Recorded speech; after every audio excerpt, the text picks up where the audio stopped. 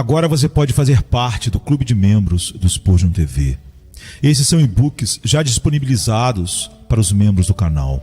Todos os dias, novos e-books são adicionados junto com outros benefícios que só os membros têm. Sendo um membro, você passa a ajudar no crescimento desse ministério, tanto na quantidade do que podemos publicar, como na qualidade do material. Nosso propósito é, juntos, atingirmos o maior número de pessoas com solo escritura. Seja um membro do Spurgeon TV. Sermão número 349, pregado na manhã de domingo, 9 de dezembro de 1860, por Charles Haddon Spurgeon, no Exeter Hall, Strand, Londres, Inglaterra. De repente, são destruídas as minhas tendas e as minhas cortinas no momento. Jeremias 4, 20. A dor do profeta choroso era imensamente profunda quando ele proferiu estas palavras de amarga lamentação. Porém, há sobre nossos corações, nesta manhã, um grande e presente fardo da parte do Senhor, que nos pesa tão fortemente que não podemos sequer ter tempo para simpatizar com as aflições de eras passadas. Deus visitou nossa terra e seus golpes têm sido por demais severos. Somos obrigados a levantar um pranto e clamar em alta voz. Subitamente foram destruídas as minhas tendas e as minhas cortinas num instante. Há um lugar no sul do país de Gales que frequentemente me concedeu um refúgio tranquilo e encantador. Belo em sua localização, rodeado por altas montanhas e atravessado por vales pitorescos. Respirar aquele ar revigora o corpo e a paisagem visível alegra o coração. Já escalei suas colinas e contemplei a vista que se amplia cada vez mais, vendo os montes galeses, as planícies da Inglaterra e o mar reluzindo ao longe. Desci as encostas e observei a névoa subindo pelas encostas, encobrindo em nuvens as florestas. Convivi com seus homens e mulheres piedosos e adorei a Deus em suas reuniões. Meus lábios já ministraram a palavra naquela outrora feliz região. Tantas vezes fui inflamado pelo glorioso entusiasmo do povo enquanto ouvia a pregação do Evangelho. Minha alma se lembra muito bem de uma noite que jamais esquecerei, tanto no tempo como na eternidade, quando reunidos em grande número no local de culto, os dedicados mineiros galeses respondiam a cada palavra do ministro de Cristo com seus gognantes, encorajando-me a pregar o Evangelho e clamando glória a Deus enquanto a mensagem era proclamada. Recordo-me de como me obrigaram a prosseguir, mantendo-me quase até meia-noite, pregando 3 sermões seguidos, praticamente sem pausa, pois eles amavam ouvir o Evangelho. Deus estava presente conosco, e muitas vezes o tanque batismal foi agitado desde então, resultado do trabalho daquela noite. Não me esquecerei também de quando, ao ar livre, sobre o céu azul de Deus, preguei a uma imensa multidão a pouca distância daquele local. O Espírito de Deus foi derramado sobre nós e homens e mulheres foram movidos para lá e para cá sob a influência da mensagem celestial, como o trigo ondulado ao vento nos dias de verão. Grande foi nossa alegria naquele dia, quando o povo se reuniu aos milhares e com cânticos e louvores se dispersou para seus lares, falando do que tinham ouvido. Mas agora, toda vez que formos visitar aquela região, seremos tomados pela tristeza, como Deus resolveu abater homens fortes e tirar, de repente, os mais jovens. Como de repente foram destruídas as minhas tendas e as minhas cortinas num momento. Ó vale de Risca, ergo por ti um lamento. O Senhor tem lidado duramente contigo. Eis e vê se há dor em algum vale semelhante à tua, a qual se abateu sobre ti. O anjo da morte descarregou suas flechas sobre ti. O terrível ceifador reuniu para si grandes feixes de tua formosa paisagem. Todos sabem o que aconteceu. Talvez eu não precise sequer contar detalhadamente. No último sábado, há uma semana, mais de 200 mineiros desceram com saúde e vigor para o seu trabalho habitual nas profundezas da terra. Não haviam trabalhado muito tempo.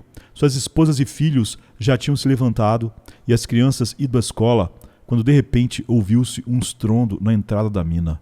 Houvera uma explosão. Todos sabiam o que significava. O coração dos homens desfaleceu, pois já presumiam o horror que logo se revelaria. Aguardaram um pouco. Era preciso primeiro dispersar o gás venenoso. Então homens corajosos, arriscando a própria vida, desceram à mina e, sob a fraca luz das lâmpadas de mineiro, viram cadáver após cadáver. Alguns poucos, um punhado, foram retirados ainda vivos, quase mortos, mas graças a Deus, com uma centelha vital suficiente para reacender em chama. Mas a maioria daqueles homens fortes sucumbiu à morte.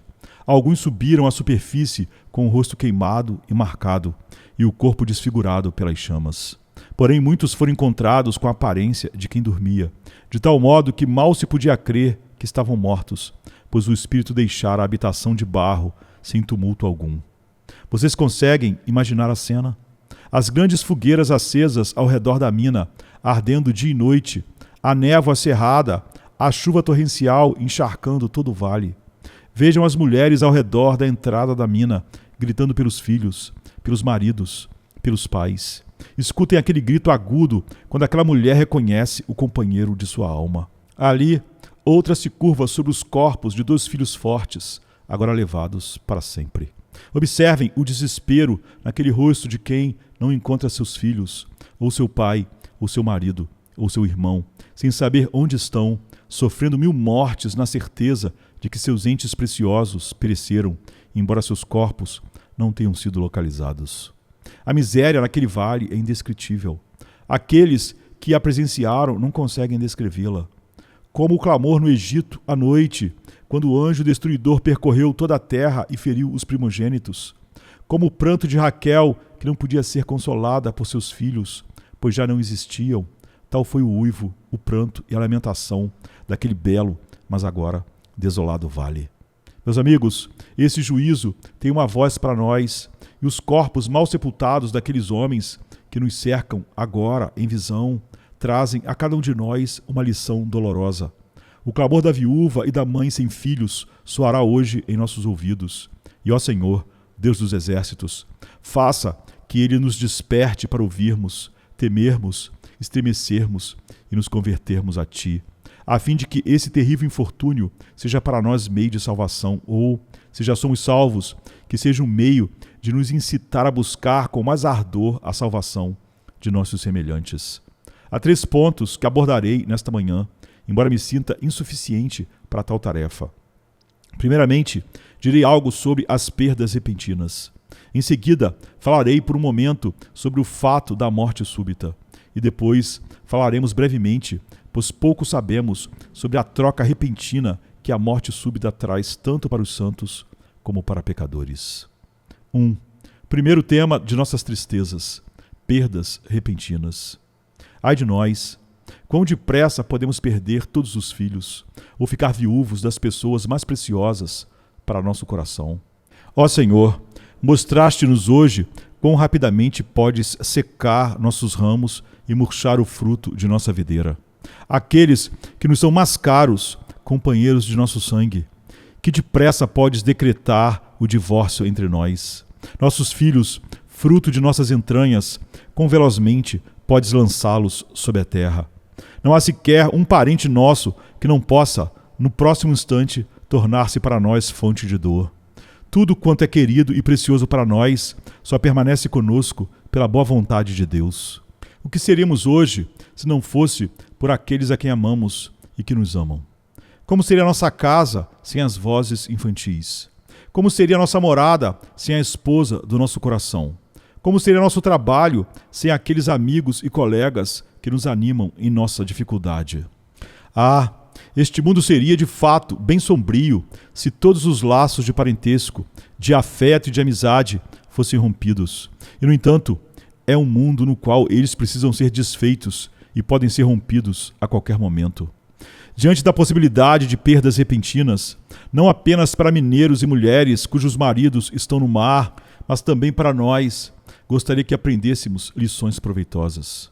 Em primeiro lugar, aprendemos a não nos apegar em demasia aos amigos mais queridos que temos na terra. Podemos amá-los, amar devemos, aliás, mas aprendamos a amar tais pessoas como seres mortais. Ó, não construamos nosso ninho em árvores que estão marcadas para o machado. Não ponhais o vosso afeto nas coisas terrenas, porque as coisas terrenas irão embora. E o que faremos quando nossa alegria for esvaziada e a taça dourada que continha nossa alegria for despedaçada? amemos antes de tudo a Cristo.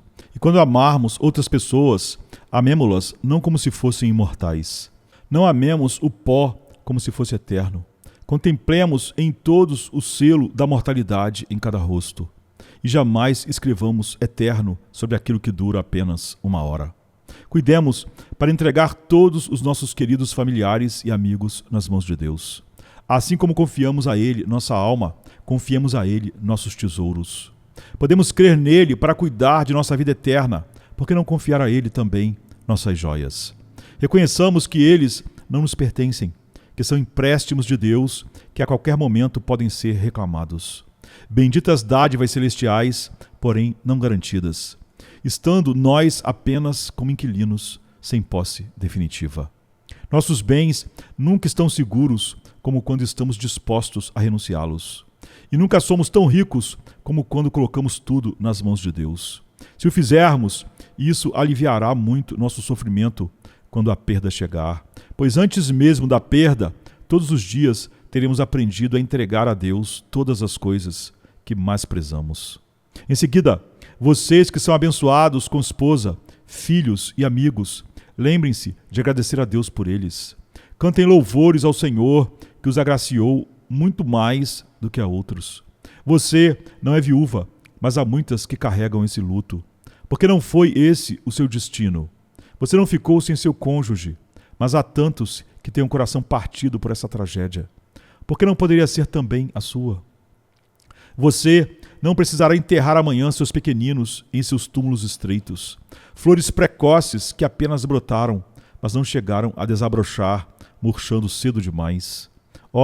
Pelo pesar que você sentiria se eles fossem tirados, suplico que agradeça a Deus por eles enquanto os tem. Nós sofremos muito quando as dádivas nos são tiradas, mas falhamos em agradecer ao Senhor o fato de tê-las conservado conosco por tanto tempo. Não seja ingrato, para que não irrite o Senhor a ponto de lhe ferir o favor que você não valoriza. Cantem ao Senhor, louvem o nome dele, deem a ele a glória que merece, pois lhes concedeu favores poupados em sua família. Então, permita-me lembrar-lhes que, se essas perdas podem ocorrer de repente, e se de uma hora para outra pode haver um quarto escurecido em qualquer casa, e se em qualquer uma de nossas moradias pode chegar um caixão, cuidemos de agir para com nossos entes queridos como se soubéssemos que logo morreriam. Jovem, trate seu pai idoso de maneira que você não se arrependa disso no dia em que ele morrer. Quando você chorar ao segui-lo até o sepulcro, que não haja em meio às suas lágrimas a dor do remorso por ter agido mal com ele. E a vocês, pais e mães cristãos, falo em especial, seus filhos foram confiados aos cuidados de vocês. Eles estão crescendo e se, depois de adultos, se enveredarem no pecado e acabarem morrendo impenitentes. Que o amargo arrependimento não os pique como uma víbora. Por que não orei pelos meus filhos? Por que não os ensinei antes que partissem? Suplico que vivam de tal modo que, quando estiverem diante do corpo sem vida de seu filho, não ouçam uma voz subindo daquela matéria inerte. Pai, sua negligência resultou em minha ruína. Mãe, sua falta de oração foi a causa da minha perdição. Pelo contrário, vivam de tal maneira que, diante de um vizinho que parte, vocês possam dizer: pobre alma, tenha ido ao céu ou ao inferno, estou livre do sangue dela. E com empenho redobrado façam isso em relação a seus filhos. Sim, diz alguém, mas eu pensava ensinar mais sobre Cristo aos meus filhos e me dedicar mais a orar por eles em breve. Mas e se eles morrerem antes de você se livrar da responsabilidade que pesa sobre seu coração? Sim, diria a esposa, tenho pensado em falar com meu marido ímpio e tentar convencê-lo a vir comigo à casa de Deus, mas temia que ele risse de mim, então adiei por mais alguns meses. Mas e se ele morrer antes de você o advertir? Meus irmãos e irmãs em Cristo, se pecadores hão de se perder, que pelo menos saltem para o inferno, passando por cima de nosso corpo. Se insistem em perecer, que pereçam com os nossos braços em torno de seus joelhos, suplicando que desistam de tal loucura. Se o inferno tem de ser abarrotado, que seja ao menos forçando passagem contra todos os nossos esforços, e que nenhum se vá sem ser alertado ou alvo de nossas orações. Então, sob a luz dessas perdas repentinas, Não deixemos que mais uma hora se passe sobre nossa cabeça. E assim que chegarmos em casa, libertemos nossa consciência do sangue de nossos filhos. Reúnam-nos ao redor de vocês nesta tarde e digam: meus queridos filhos, aprendi hoje que vocês podem morrer. Eu já sabia disso, mas isso me foi gravado no coração por um incidente solene.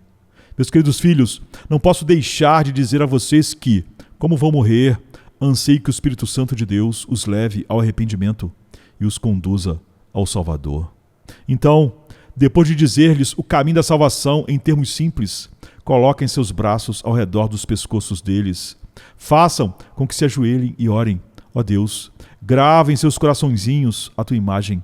Assim como eles são a imagem do terreno, faze-os também a imagem do celestial, para que, no grande dia, eu possa dizer: eis-me aqui com os filhos que me deste. 2. O segundo ponto do meu sermão nesta manhã: a morte súbita, vista especialmente em relação a nós mesmos. Os mineiros de Risca não tinham mais ideia de morrer naquela manhã de sábado do que você ou eu agora. Nem havia muita probabilidade aparente disso. Eles haviam descido e subido por aquela mina dezenas de milhares de vezes ao longo da vida. É verdade que alguns tinham morrido ali, mas, considerando quantos subiram e desceram sem maiores problemas, aquilo já não os assustava tanto. Alguns se tornaram tão insensíveis ao risco que até contrariavam as regras estabelecidas para preservar a vida humana. Talvez a explosão não tenha resultado de nenhuma negligência específica. Deus me livre de acusar os que agora se apresentam diante do Senhor. Mas certamente é verdade que, quanto maior a familiaridade com o perigo, maior a despreocupação. Aquilo que outros enxergam como risco, eles deixaram de ver.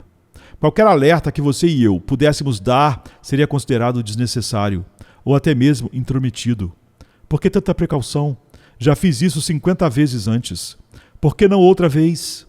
Porém, num piscar de olhos, ainda que sem relâmpago, terremoto ou fenda se abrindo para tragá-los, o gás explode. E ali ficam, diante do Deus eterno. Foi questão de um piscar, como se a trombeta final tivesse soado. E de fato, para ele soou. E o corpo desabou sem vida, enquanto o espírito voltou a Deus, que o formou. E nós também estamos em perigo. Não estamos numa mina de ar explosivo, mas há milhares de portas para a morte. Quantos já tombaram em plena rua? Quantos em casa, descansando em sua poltrona? Há poucas semanas, hospedei-me na casa de um excelente cristão de saúde robusta. Logo depois da minha partida, soube que ele retornara para casa, sentara em sua cadeira, fechara os olhos e partira. Essas ocorrências são frequentes. Numa cidade como a nossa, mal conseguimos virar a esquina sem ouvir falar de uma morte assim. E, no entanto, nossa hora chegará. Talvez morramos na cama, depois de uma longa enfermidade. Mas pode ser que partamos subitamente, no momento em que menos esperamos, para encarar as realidades da eternidade. Bem, se é assim, se há milhares de portas para a morte, se qualquer meio pode interromper o fluxo de nossa vida, se afinal fios de teia de aranha e bolhas de sabão são até mais sólidos do que nossa existência, o que então? Primeiro, eu digo, vejam-se todos como pessoas destinadas a morrer. Não presumam o amanhã. Não procrastinemos, pois presos na grande rede de adiamentos de Satanás, podemos esperar, esperar, esperar, até que o tempo se vá e o grande sino da eternidade anuncie nossa dissolução. Hoje é a única oportunidade que você tem, ó homem mortal. O agora é o único momento que você pode chamar de seu. E como são rápidas as asas do tempo. Esta hora lhe pertence. Ontem já se foi. O amanhã está nas mãos de Deus e talvez nunca venha. Hoje, se ouvirdes a sua voz, não endureçais o vosso coração. Muitos recebem suas primeiras impressões ao refletir sobre a morte, razão pela qual Satanás não quer que ninguém pense no túmulo. Ouvi falar de uma família em que a preceptora, filha de um pastor, foi instruída a nunca mencionar a palavra morte às crianças. Eles nunca deveriam saber que crianças também podem morrer. Não me surpreende, pois sei da descrença do chefe daquela família. Que ambiente mais propício para um ateu do que aquele onde o sopro da morte jamais é sentido? De fato, ateus deveriam ser imortais. Viver num mundo onde não há morte, pois o ateísmo não atravessa o Jordão.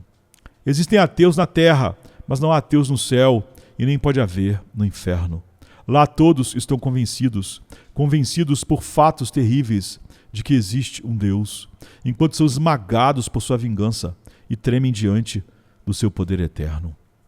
Mas suplico a vocês, senhores, que não sejam tão insensatos a ponto de viver como se seus ossos fossem de ferro e suas costelas de bronze. Não sejam loucos a ponto de correr como se não houvesse linha de chegada. Não gastemos nossos dias preciosos como se eles fossem tão numerosos quanto grãos de areia na praia.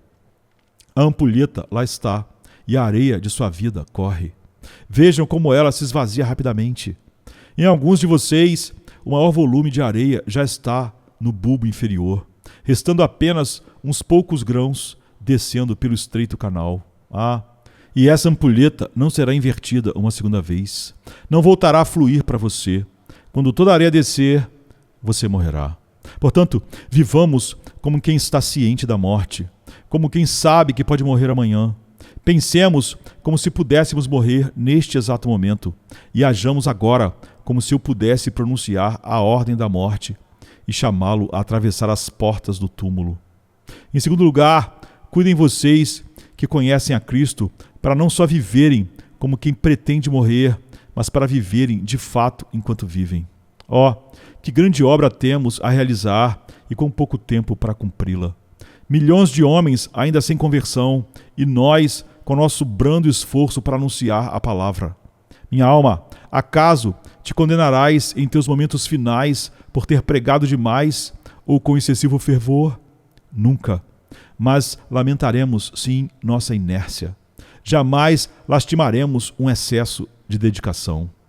Ó ministro de Cristo, em tua hora final nunca serás acusado por ter pregado 10 vezes na semana, ou por subir ao púlpito diariamente para anunciar a Cristo, ou por pregar a ponto de exaurir teu corpo. Não, teu remorso será por teus sermões frios, por pregares sem lágrimas, por gastares tanto tempo em estudos vãos em vez de subir ao púlpito e exclamar: homens e mulheres, vocês estão morrendo, fujam por suas vidas e corram a Cristo, pregando com palavras simples, incandescentes, acerca da ira vindoura e do amor de Jesus.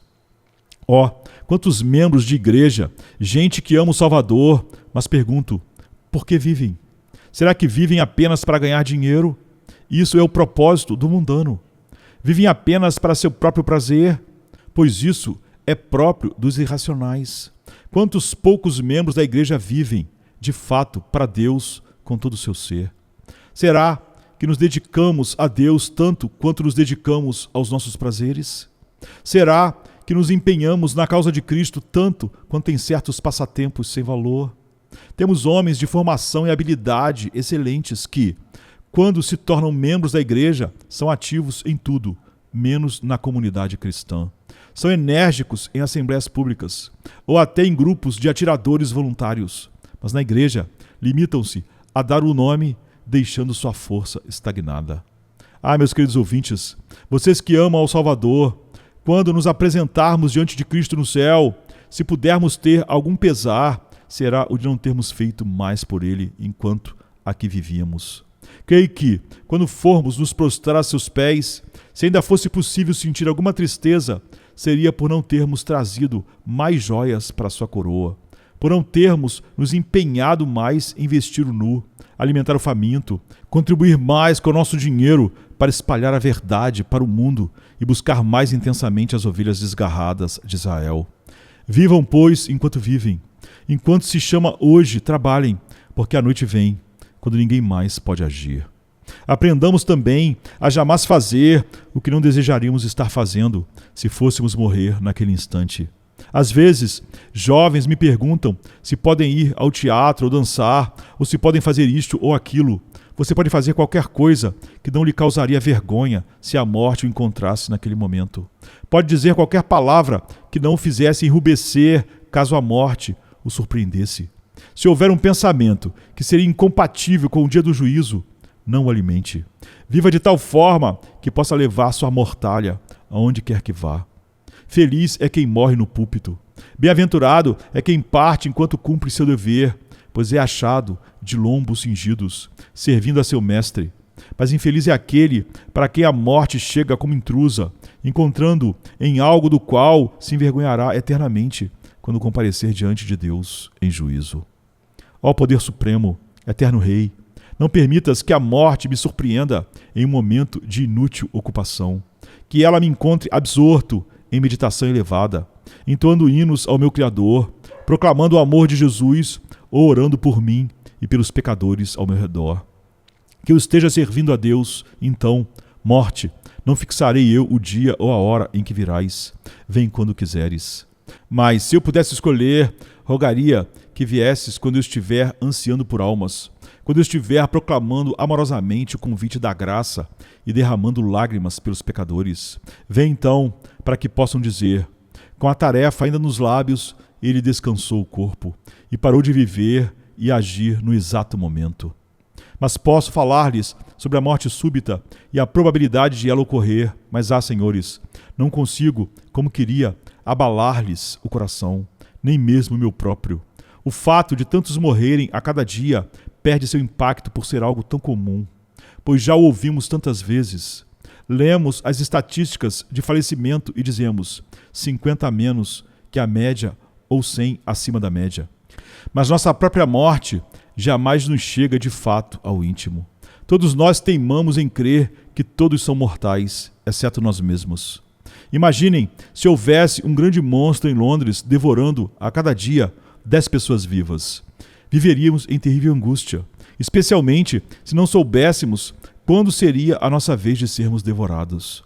E se tivéssemos a certeza de que, aos poucos, ele devoraria a cidade toda, ainda que fossem apenas 10 por semana, todos temeríamos passar perto de sua caverna. E isso lançaria uma nuvem de medo sobre todo o povo, mais densa do que o próprio nevoeiro londrino. No entanto, há um monstro, a morte, que devora as centenas.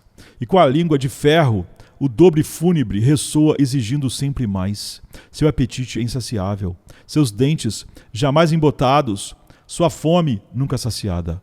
E aqui estamos nós, embora chegue o dia em que seremos por ele engolidos. E quão pouco pensamos nisso. Creio que isso se deve, em parte, ao fato de raramente estarmos ao lado dos que morrem. Eu mesmo, certa vez, acompanhei um jovem que ensinei na escola dominical. Ele quase não recebera orientação em casa, e embora tivesse só 17 anos, bebera até morrer em uma única farra. Falei com ele, procurei apontá-lo ao Salvador e ouvi, por fim, o estertor da morte em sua garganta. Quando saí, pensei que todos eram loucos por fazer qualquer outra coisa que não fosse se preparar para a morte. Olhei para os homens conduzindo carroças, trabalhando em lojas, vendendo mercadorias, e achei que eram tolos por se ocuparem de outra coisa que não a eternidade. E o maior tolo de todos, eu mesmo, por não estar clamando aos pecadores que corressem a um Cristo vivo. No entanto, em 1 ou 2 horas, tudo voltou ao normal, e eu já não agia como se estivesse morrendo. E novamente passei a achar que as pessoas não eram assim tão insensatas em suas ocupações. Não que eu realmente pensasse assim, mas temo ter agido de tal modo. A impressão produzida pelo leito de morte logo se desfez. Se pudéssemos contemplar todos os que morrem, talvez fôssemos impactados de outra maneira. Compara a humanidade a um grupo de nativos do Pacífico Sul, cujo barco, avariado, flutua sobre uma jangada.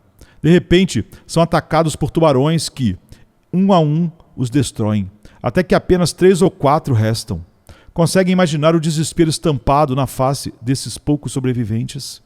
Se conhecessem um Deus, não o invocariam naquele momento. Em que diferem de nós, senão na clareza de ver a morte? Um por um, nossos amigos e parentes são levados por esse monstro devorador. Alguns de nós permanecem na beira da jangada. Vejam aquele homem de cabelos grisalhos. Talvez seja o próximo a ser levado. Legiões de Deus estão atravessando o rio. Alguns já o cruzaram e entoam cânticos eternos. E estamos quase na borda. Logo também havemos de partir. Que o Senhor nos ajude a viver na expectativa da morte, de modo que Ele seja glorificado em nós, quer vivamos, quer morramos. Que possamos dizer, para mim o viver é Cristo e o morrer é lucro. 3. Por fim, Gastarei poucos minutos no terceiro tema. Aquela troca repentina que uma morte súbita trará. Observem o cristão ali. Ele está tomado por uma infinidade de temores, cheio de receios acerca de seus próprios interesses em Cristo, sobrecarregado de tribulações espirituais, ainda aflito por cuidados terrenos. Vejam-no abatido, extremamente perturbado com a fé tão frágil. Ele sai para a rua e ali é abordado por um mensageiro divino que o fere, e ele morre. Conseguem perceber a mudança? A morte pôs fim a todos os seus temores, e as lágrimas lhe são enxugadas de uma vez por todas. E para sua surpresa, ele se vê onde achava que nunca estaria, no meio dos redimidos de Deus, entre a igreja e a assembleia dos primogênitos. Talvez ele pense: quão tolo fui por me preocupar tanto com meus problemas e olhar para um futuro que jamais chegaria. Contemplem aquele homem que mal consegue andar, com dores incessantes, gemendo e lamentando que ninguém sofre tanto como ele. A morte põe sobre ele sua mão esquelética e ali ele se vai. Que maravilha de mudança! Agora não há mais dores, seus sofrimentos foram aniquilados. Ele está supremamente feliz. O homem frágil se tornou forte, o trêmulo se tornou um Davi, e Davi é como o anjo do Senhor. Ouçam o cântico que flui daqueles lábios antes doloridos. Vejam o sorriso celestial iluminando o semblante de quem estava atormentado há pouco. Já houve mudança tão surpreendente e maravilhosa? Ao pensar nisso, quase anseio que se abata sobre mim neste exato momento. Sair da presença de vocês que me encaram para contemplar os olhos de Cristo. Passar dos cânticos aqui para os cânticos de espíritos diante do trono. Trocar o labor do domingo na terra pelo descanso eterno. Partir de corações incrédulos, de cristãos necessitados de ânimo, de pecadores que precisam ser advertidos e estar junto àqueles que já não precisam de pregação, mas que em um único canto eterno entoam aleluia a Deus e ao Cordeiro. Imagino que, ao morrer repentinamente, uma das primeiras sensações ao despertar na próxima vida seja de surpresa. Posso imaginar o espírito sem saber onde está, como alguém que desperta de um sonho. Ele olha ao redor, que glória, quão resplandecente é aquele trono. Ele escuta harpas de ouro e quase não acredita ser real. Eu, o principal dos pecadores, e agora no céu? Eu, que tanto duvidei, e agora estou no paraíso? Então, quando ele enfim toma consciência de que está realmente no céu, quão avassaladora é a alegria. Como a alma é inundada de júbilo, tão intensamente que mal consegue conter. E quando se recupera um pouco daquele deslumbramento provocado por tamanha glória e consegue abrir os olhos outrora cegos, sua próxima emoção será de gratidão. Vejam aquele crente, até 5 minutos atrás, choroso, agora retira a coroa de sua cabeça e, em transportes de júbilo e gratidão, prostra-se diante do trono do Salvador. Ouçam-no entoar o cântico. O primeiro cântico que entoa ali, revestido de plenitude e perfeição dos céus. Aquele que me amou e me lavou dos meus pecados em seu sangue. A ele seja a glória. E vejam-no repetir de novo, e convidar querubins e serafins para que participem do cântico, até que todas as harpas do céu, reaprendendo a melodia da gratidão e afinadas pelo coração sincero, se levantem em outro aleluia e mais outro, rodeando o trono de Deus numa corrente sem fim de harmonia. Mas qual será a mudança para o descrente? Seus prazeres terminam para sempre. Sua morte é a morte de toda a sua felicidade. O funeral é o funeral de toda a sua alegria. Ele acabou de se levantar da mesa de bebidas e de um momento de folia, e agora enfrenta outro cálice, cheio de amargura. Ouviu a harpa, o violino e a música dos festeiros. Agora é saudado pelo réquiem eterno, misturado aos uivos lamentáveis das almas condenadas. Que horror e choque o acometerão. Meu Deus, dirá, então era verdade. Aquilo que o pregador falou e que eu não quis crer era mesmo real. Quando o pobre espírito se percebe nas mãos de demônios furiosos, erguendo os olhos no inferno, em tormentos tão ardentes, tão febris, tão sedentos, que naqueles primeiros instantes parecerá estar consumido por milhões de anos. Que surpresa! Será que estou realmente aqui? Há um minuto eu estava nas ruas de Londres. Eu estava cantando uma música há poucos instantes e agora estou no inferno. Tão rapidamente condenado? Será o decreto de Deus como um relâmpago, tão instantâneo, que me fulmina, interrompendo todos os meus prazeres? Estou realmente aqui. E ao reconhecer que está de fato no inferno, qual não será o horror esmagador que o envolve? Também ali a alma é submergida por uma onda terrível, não uma onda de glória, mas de ira, de vingança e de justiça divina. A alma sofre, então, tormentos indescritíveis. Quando essa primeira onda recua, criando uma pequena pausa, a alma é invadida pela mais profunda desesperança. Vocês já presenciaram alguém morrendo sem esperança? Li apenas ontem sobre um jovem que, por diversas vezes, adiara a sua decisão de buscar a Cristo. Por fim, o médico lhe disse que, em 9 horas, provavelmente estaria morta. Constatando que a morte se tornara algo real, ela se ergueu em seu leito, atacada por um súbito golpe de Deus, e orou. Orou até perder as forças. Seus lábios ficaram roxos, seu rosto pálido, clamando: Deus, tem misericórdia de mim, pecadora.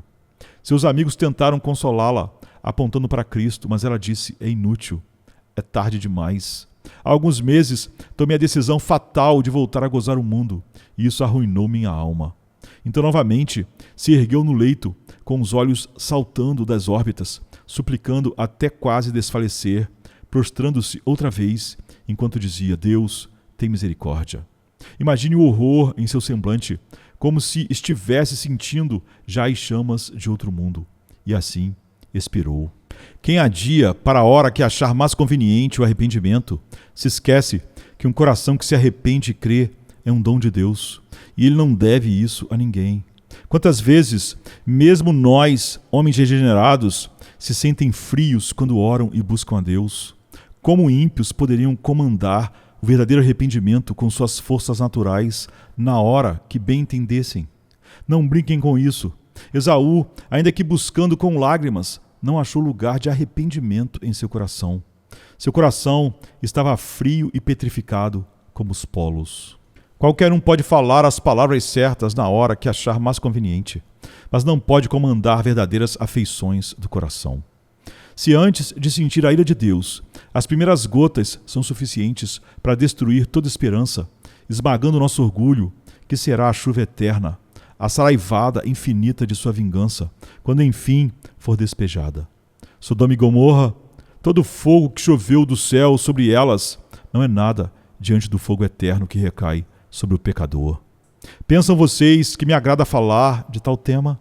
Minha alma estremece ao pensar nisso. Eu preferiria pregar sobre outro assunto, mas sei que é necessário para que alguns despertem.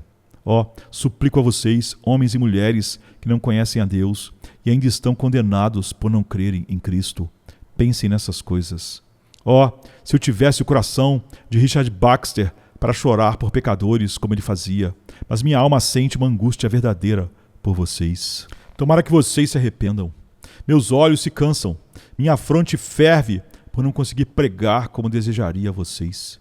Que Deus assuma essa tarefa e faça a sua verdade penetrar os corações. Sei que em breve morrerei, e vocês também. E um dia nos encontraremos face a face, e seus olhos se fixarão em mim por toda a eternidade, se vocês se perderem por minha infidelidade. Será que assim será? Será que isso vai acontecer? Como anseio que todos vejamos a face de Deus e vivamos. Crê no Senhor Jesus Cristo e serás salvo.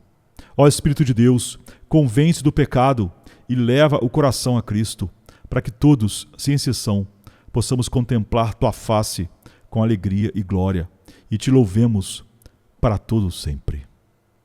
Amém. Sexta-feira chega trazendo a noite em seu manto. Jesus em súplicas, enquanto Pedro sucumbe ao encanto do sono. Judas, com seu beijo, selou o destino. Traição que esboça o pranto.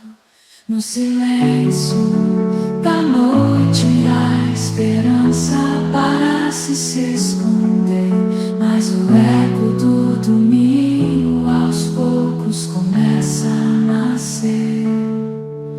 Pilatos em sua indecisão, o Sinédrio em conspiração, a turba em escárnio desconhece a ressurreição. Discípulos fugitivos, corações partidos, Maria em lágrimas, Pedro nega, o galo canta anunciando amanhã que tarda.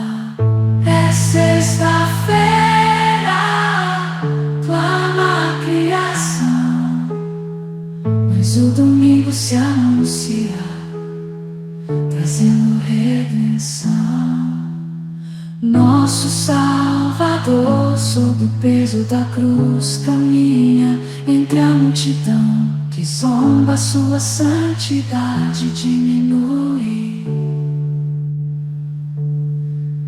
A coroa de espinhos, o sangue que escolhe marcas de amor infinito.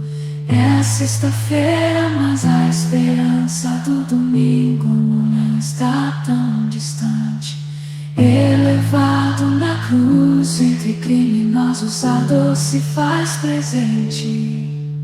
O véu se rasga, a terra treme, o céu escurece, um silêncio envolvente. A pedra colocada, os guardas se postam, a vigília começa, mas a promessa do domingo no coração ainda aquece. É sexta-feira, mas não é o fim. Domingo vem aí com vitória sem fim. A escuridão parece reinar, a morte sorri, certa de sua vitória. É sexta-feira, mas a história ainda não contou sua glória. O pecado julga ter vencido, a esperança parece falhar, mas a luz do domingo já começa a brilhar. O túmulo agora vazio, a pedra removida, Jesus ressuscitou, trazendo vida. Manhã de domingo, brilha a esperança restaurada. A morte foi vencida, a redenção proclamada. É sexta-feira, mas a alegria vem com o amanhecer. Domingo já chegou, ensinando-nos a renascer. Nosso Salvador, sob o peso da cruz, caminha entre a multidão que zomba, sua santidade diminui.